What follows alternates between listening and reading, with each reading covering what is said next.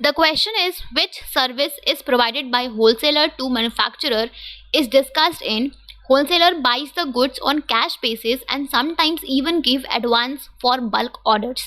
तो यहाँ पे आपसे क्वेश्चन में पूछा जा रहा है कि यहाँ पे होलसेलर जो है वो कौन सी सर्विस ऑफर कर रहा है मैन्युफैक्चरर को इस स्टेटमेंट में.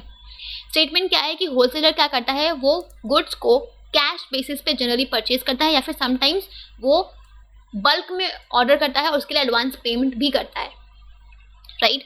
तो बेसिकली यहाँ पे जिस सर्विस को प्रोवाइड किया जा रहा है होलसेलर के थ्रू मैन्युफैक्चरर को, वो है आपका फिनेंशियल असिस्टेंस का, राइट.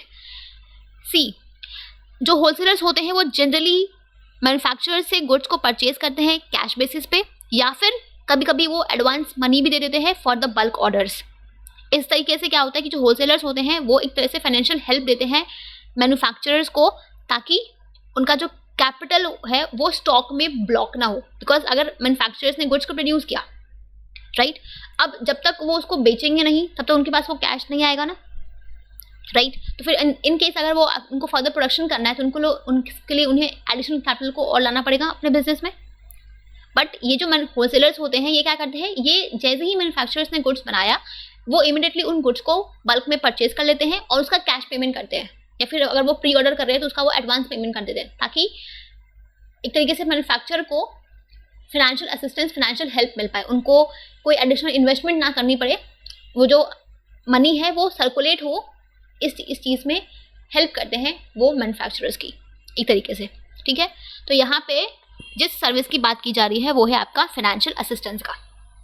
क्लियर. बिकॉज सी, एक सिंपल सी चीज समझाती हूँ. सपोज कि एक मैन्युफैक्चरर है, ठीक है, उसने 100 रुपये अपने बिजनेस में लगाए, उसने 100 रुपये को यूज़ करके अपना प्रोडक्ट तैयार किया, राइट. लेट्स से वो प्रोडक्ट में एक शर्ट है, ठीक है, उसने 100 रुपीज़ लगा के उस प्रोडक्ट को मशीनरी स्टैब्लिश की, रॉ मटेरियल्स लगाया, उस शर्ट को मैन्युफैक्चर किया. अब शर्ट्स तो बन गए, अब जब तक ये शर्ट बिकेंगे नहीं तब तक तो ये उसके पास ये इसका पेमेंट आएगा नहीं आएगा ना. तो ये जो होलसेलर्स क्या करते हैं, ये इस शर्ट को परचेज कर लेते हैं कैश बेसिस पे. अब ये होलसेलर इस प्रोडक्ट को परचेज कर लेगा और बदले में उसको 100 रुपीज़ पे कर देगा, राइट. तो आपके पास मैन्युफैक्चरर के पास इमीडिएट ये कैश बेसिस पे ये कैश पेमेंट आ गया. अब ये इसी 100 रुपीज़ को यूज़ कर सकता है अपने फर्दर प्रोडक्शन के लिए. अगर मान लो कि ये शर्ट को होलसेलर परचेज नहीं करता इमीडिएटली, तो इन दैट केस अगर मैन्युफैक्चरर को फर्दर प्रोडक्शन करना है तो उसके लिए अपना उसको एक्स्ट्रा कैपिटल लाना पड़ता है, एक्स्ट्रा पैसे लाने पड़ते हैं अपने बिजनेस में.